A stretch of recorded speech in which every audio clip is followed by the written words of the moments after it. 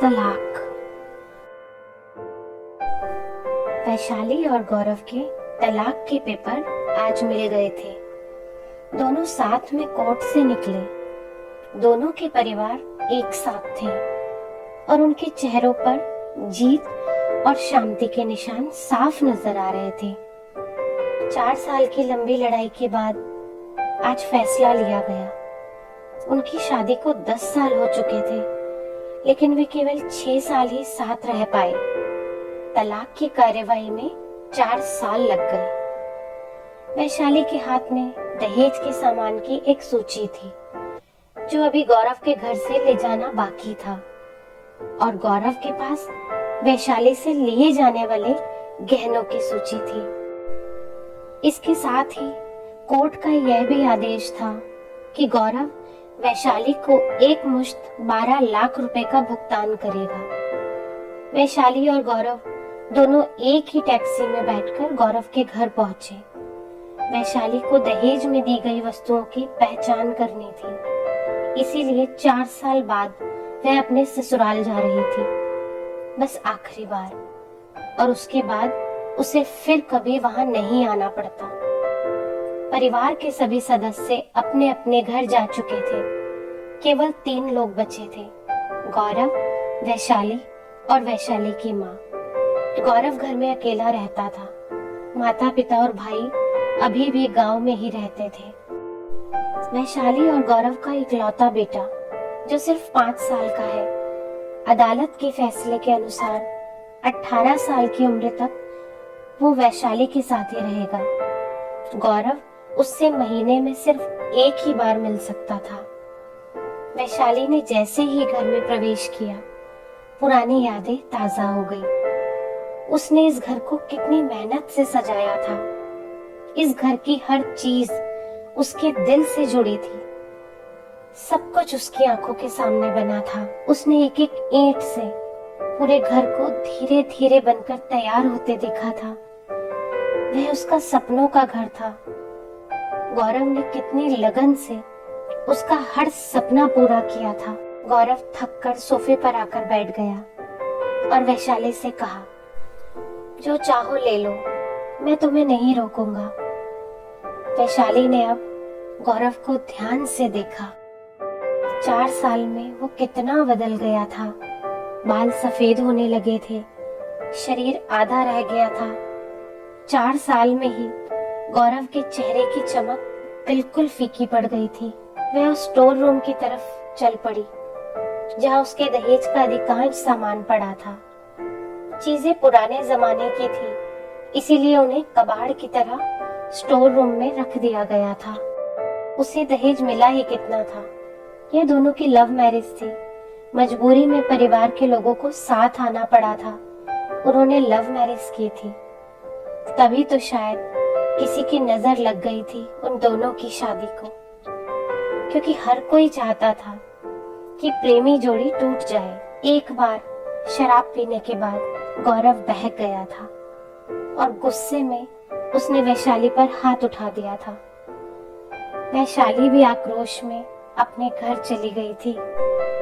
फिर ना तो वैशाली वापस आई और ना ही गौरव उसे लेने गया। इसके बाद लगाने सिखाने का दौर आया। एक तरफ गौरव के भाई और उसकी पत्नी, तो दूसरी तरफ वैशाली की माँ। मामला कोर्ट तक पहुंचा और तलाक हो गया, जिसका फैसला आज हो चुका था और सब खत्म हो चुका था।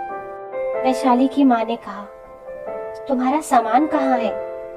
यहाँ तो दिख नहीं रहा। इस शराबी ने कहीं बेच तो नहीं दिया? चुप रहो माँ। वैशाली ने अपनी माँ को थोड़ा गुस्से भरे लहजे में कहा। वैशाली को पता नहीं क्यों गौरव को उसी के सामने शराबी कहना अच्छा नहीं लगा था। स्टोर रूम में पड़े सभी सामानों को एक एक करके इकट्ठा किया गया और सूची के साथ मिलान किया गया। बाकी कमरों से भी दहेज का अन्य सामान उठा लिया गया। वैशाली ने सिर्फ अपना सामान लिया और गौरव का सामान उसने छुआ तक नहीं। वैशाली ने फिर गहनों से भरा बैग गौरव को सौंप दिया, लेकिन गौरव ने बैग वैशाली को वापस दे दिया और कहा, रहने दो, मुझे नहीं चाहिए, रख लो, मुसीबत में काम आएंगे। उन गहनों की कीमत 20 लाख से कम नहीं थी। क्यों? आपका वकील तो बार बार अदालत में गहने गहने चिल्ला रहा था, वैशाली ने कहा। अदालत की बात अदालत में ही खत्म हो चुकी है वैशाली। वहां तो मुझे भी दुनिया का सबसे बुरा आदमी और शराबी साबित किया जा चुका है। तब गौरव ने उत्तर दिया। यह सुनकर वैशाली की माँ नाक चढ़ाते हुए बाहर चली गई। वैशाली ने भी गौरव से कहा, मुझे भी 12 लाख नहीं चाहिए। क्यों? इतना कहकर गौरव सोफे से उठ खड़ा हुआ। बस नहीं चाहिए, ये कहते हुए वैशाली ने मुंह फेर लिया। जिंदगी इतनी बड़ी है, कैसे गुजरेगी?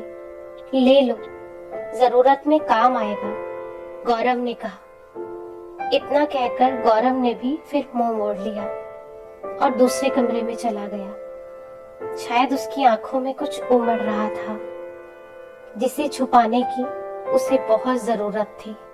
बाहर वैशाली की माँ कार चालक को फोन करने में व्यस्त थी। वैशाली को मौका मिला और वह भी उसी कमरे में गौरव के पीछे चली गई। गौरव अजीब सा चेहरा बनाकर रो रहा था, जैसे कि वह अंदर के तूफान को दबाने की कोशिश कर रहा हो। वैशाली ने उसे कभी ऐसे रोते नहीं देखा था, और आज जब वैशाली ने उसे पहली बार रोते हुए देखा तो पता नहीं क्यों उसके दिल को एक टीस सी पहुंची। लेकिन वो ज्यादा इमोशनल नहीं हुई। उसने गौरव से कहा, अगर तुम्हें इतनी ही परवाह थी तो तलाक क्यों दिया? मैंने तुम्हें तलाक नहीं दिया, बल्कि तुमने दिया, गौरव ने कहा। क्या आप माफी नहीं मांग सकते थे? वैशाली ने पूछा। तुम्हारे परिवार के सदस्यों ने मुझे कब मौका दिया? जब भी मैं फोन करता वो फोन काट देते थे, गौरव ने रूखे लेकिन दयनीय लहजे में जवाब दिया। क्यों, घर नहीं आ सकते थे? वैशाली ने पूछा। हिम्मत ही नहीं थी, गौरव ने उत्तर दिया। तभी वैशाली की माँ कमरे में आई और उसका हाथ पकड़कर उसे बाहर ले गई। अब क्यों उसके साथ बात कर रही हो? अब तो तुम दोनों के बीच सब कुछ खत्म हो चुका है। माँ बेटी बाहर बरामदे में पड़े सोफे पर बैठकर कार का इंतजार करने लगी। वैशाली के अंदर भी कुछ टूट रहा था, दिल बैठा जा रहा था और वह भी सुन्न सी बैठी थी। अचानक से उसकी नजर उस सोफे पर पड़ी जिस पर वो और उसकी माँ बैठे थे। कैसे थोड़े थोड़े पैसे बचाकर उसने और गौरव ने वह सोफा खरीदा था। पूरे शहर में घूमे थे, तब जाकर उसे अपनी पसंद का यह सोफा मिला था। तभी उसकी नजर सामने सूखे पड़े तुलसी के पौधे पर गई। वह कितना ख्याल रखती थी इसका। तुलसी भी उसके साथ घर छोड़कर चली गई। घबराहट बढ़ने पर वह फिर उठी और कमरे के अंदर चली गई। माँ पीछे से चिल्लाई, लेकिन उसने अनसुना कर दिया। गौरव कमरे में पलंग पर मुंह के बल लेटा हुआ था।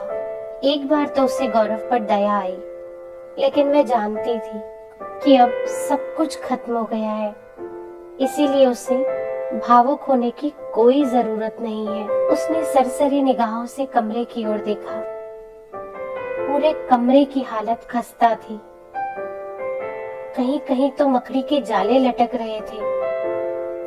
उसे मकड़ी के जालों से कितनी नफरत थी, यह गौरव जानता था। फिर उसने चारों ओर उन तस्वीरों को ध्यान से देखा जिनमें वह गौरव के साथ गले लगकर मुस्कुरा रही थी। कितने सुनहरे दिन थे वो। उसी समय वैशाली की माँ फिर से आ गई और उसका हाथ पकड़कर उसे बाहर ले गई। कार बाहर आ चुकी थी और कार में सामान रखा जा रहा था। वैशाली गहरी सोच में बैठी थी। कार की आवाज सुनकर गौरव भी बाहर आ गया। अचानक ही अपने कान पकड़कर गौरव घुटनों के बल बैठ गया और कहा, मत जाओ, मुझे माफ कर दो। शायद यही वो शब्द थे जो मैं 4 साल से सुनना चाहती थी। सब्र के सारे बांध एक साथ टूट गए। वैशाली ने कोर्ट के फैसले का पेपर निकालकर फाड़ दिया और उसकी माँ के कुछ कहने से पहले ही वह गौरव से लिपट गई। दोनों एक साथ बुरी तरह रो रहे थे। दूर खड़ी वैशाली की माँ समझ गई थी कि दिलों के सामने कोर्ट का आदेश कागज से ज्यादा कुछ नहीं है। उसने सोचा कि काश उसने उन्हें पहले मिलने दिया होता। इस कहानी से हमें ये समझने को मिलता है कि अगर सिर्फ माफी मांगने से ही रिश्तों को टूटने से बचाया जा सकता है तो आपको माफी जरूर मांगनी चाहिए।